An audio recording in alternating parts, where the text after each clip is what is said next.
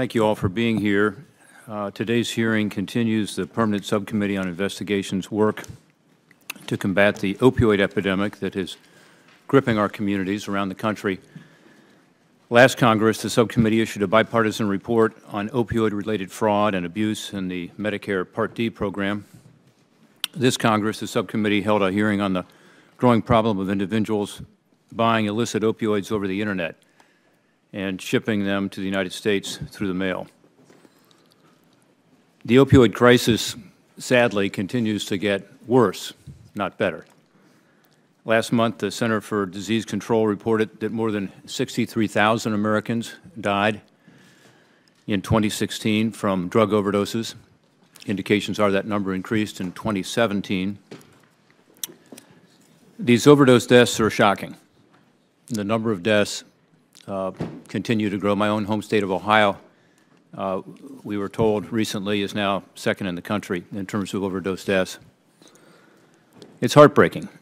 And increasingly, these overdoses are due to a synthetic heroin, illegal versions of fentanyl, a drug that is 50 to 100 times stronger than heroin.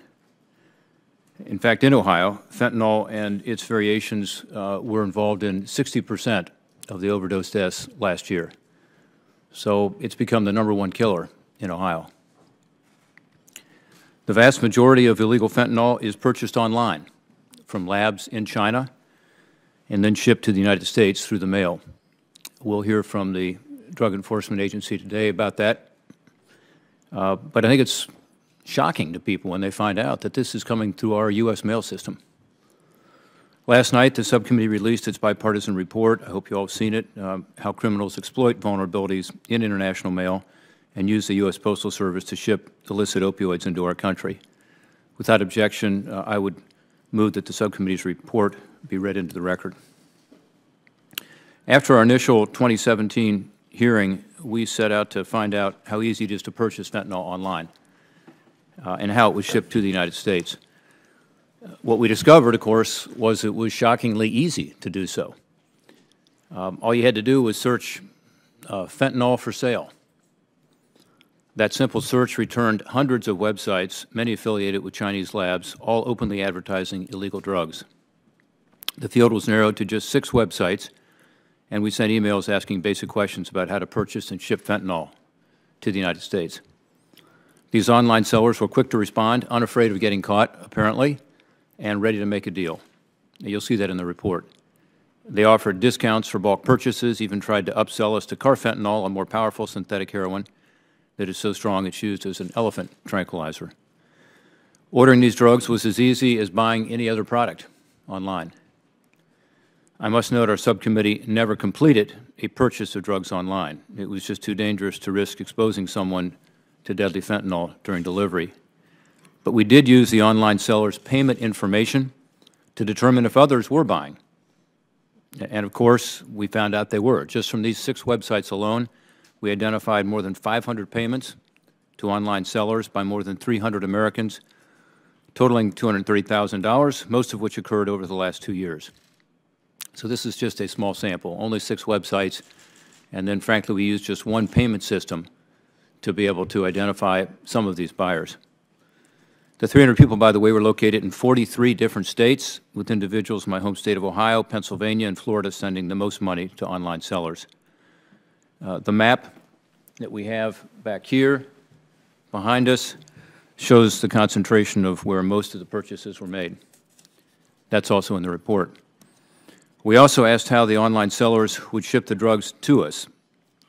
Every single one of them preferred to use the U.S. Postal Service. They didn't want to use the private carriers like DHL, FedEx, UPS. They wanted to use the Postal Service. They told us they used the Postal Service because the chances of the drugs getting seized were so insignificant that delivery was essentially guaranteed. We were also able to track hundreds of packages related to these online purchases. We identified 7 people out of the 300 who died from fentanyl-related overdoses after sending money to and receiving packages from these online sellers. One of these individuals who died was a 49-year-old Ohioan from the Cleveland area who sent about $2,500 to an online seller, received 15 packages through the Postal Service over a 10-month period. His autopsy confirmed that he died from acute fentanyl intoxication just weeks after he received a package from this online seller. By analyzing more than 2 million lines of shipment data obtained in our investigation, we located 3 individuals in the United States who were likely distributing these drugs. We identified more than 120 instances of different people sending a payment to an online seller in China, and then a day or two later receiving a package from one single Pennsylvania address. The person at this Pennsylvania address, by the way, was working with the online seller to domestically transship drug purchases. Shipping data reviewed during the course of the investigation also indicated other individuals who purchased items to make pills, including pill presses, chemical binding agents, and empty pill casings. It's not surprising that people are ordering fentanyl online to sell. The profit margins are just staggering. Based on DEA estimates, the street value of the online transactions from just the 6 websites the subcommittee investigated translates to about $760 million in fentanyl pills to sell on the streets of our communities. We're already working with law enforcement authorities to make sure these drug dealers can be brought to justice, and we'll continue to do so after this hearing. But our findings today show the crucial role advanced electronic data can play in protecting our country and fighting the opioid epidemic. We also need some legislative changes. Last year, the Postal Service only received advanced electronic data on about 36% of the more than 498 million international packages coming into our country. So about 500 million packages a year, and only about 36% of them have the advanced electronic data that allows law enforcement to identify these suspicious packages. This means that about 318 million international packages came here with no data, therefore no ability for Customs and Border Protection or other law enforcement we'll hear from today to target these packages for screening. We didn't know, with regard to 318 million packages, who sent it, where it was going, what was in it, and this is a massive loophole that's undermining the safety and security of our country. In addition, the data we do get from foreign posts that we reviewed during our investigation appears to be of questionable quality. So it's only 36%, but even much of that data is not helpful. At times, the data was nothing more than illogical lines of letters and characters entered by someone who didn't understand how to construct a standard American address. Even when CPB, Customs and Border Protection, has the data and targets a package, the Postal Service fails to locate it about 20% of the time. So again, electronic data, 36%, much of that data is not very helpful, and even when law enforcement says, aha, we've got a package here that looks like it's suspicious, we'd like to look at it, 20% of the time they can't find the package. It gets through.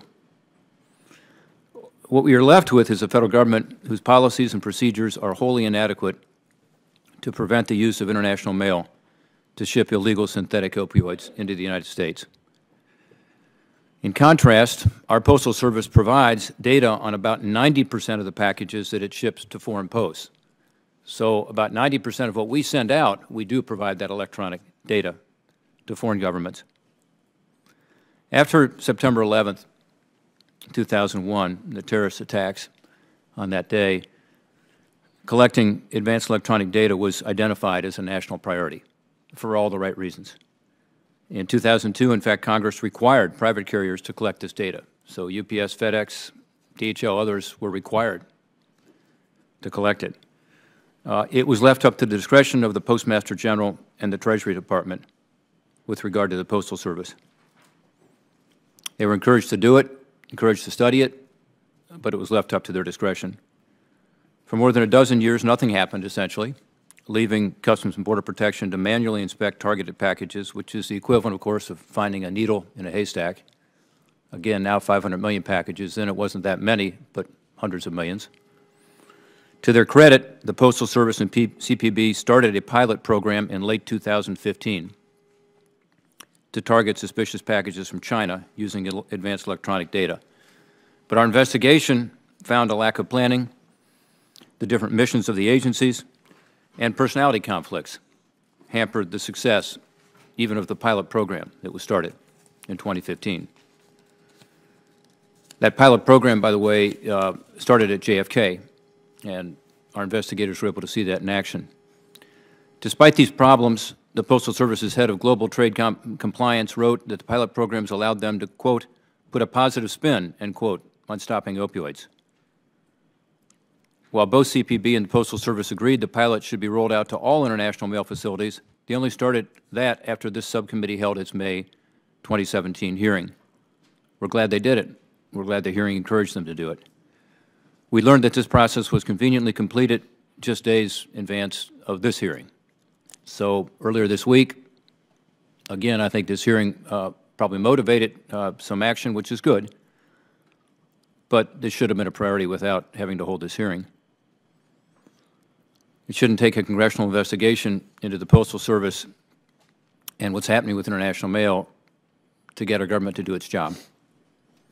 One part of the solution is more data, and that's why we've introduced the Synthetic Trafficking and Overdose Prevention Act, or the STOP Act, which would require advanced electronic data on international packages shipped through the Postal Service.